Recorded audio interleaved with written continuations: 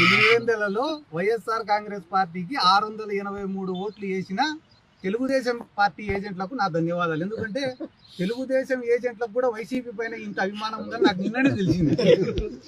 కాబట్టి ముందుగా వాళ్ళకి ధన్యవాదాలు తెలుపుకుంటానా. అన్న, ఎవరైతే ఈరోజు ప్రెస్ మీట్లు పెట్టి లోపల నుంచి రావడం లేదు నవ్వు వాళ్ళకి, ఎందుకంటే 10,000 ఓట్ల కోసం మనం అందరం టికెట్లు కన్ఫర్మ్ చేసుకునేమేంద్రా అని బాధపడుతున్నారు వాళ్ళే.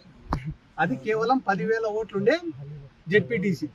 ఆ ఎలక్షన్ల కోసం మంత్రులు, ఎమ్మెల్యేలు, 800 మంది పోలీసులు, ఐజీ గారు, ఎస్పీ గారు అన్ని పనులు వదిలిపెట్టుకొని పాపం ఆ గండికోట బాలిక మిస్సింగ్ కేసును కూడా ఇడిచిపెట్టి కేవలం ఒక జెడ్పీటీసీని గెలిపించేదానికి ఇంతమంది యంత్రాంగం దిగినప్పుడే ఇంకా జగన్మోహన్ రెడ్డి గారు ఎంత బలమైన నాయకుడు అనేది మనం అర్థం చేసుకోవాలా.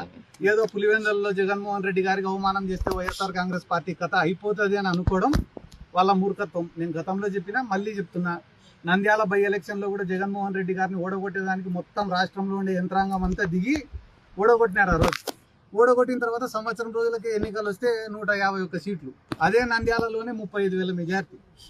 కాబట్టి ఇది జెన్యున్ ఎలక్షనా కాదా, పోలింగ్ జరిగిందే రిగ్గింగ్ జరిగిందే అనేది నాకన్నా బాగా, మీకన్నా బాగా, పోలీసుల కన్నా బాగా, ప్రతిపక్షానికన్నా అధికార పార్టీ కన్నా బాగా ప్రజలకు తెలుసు.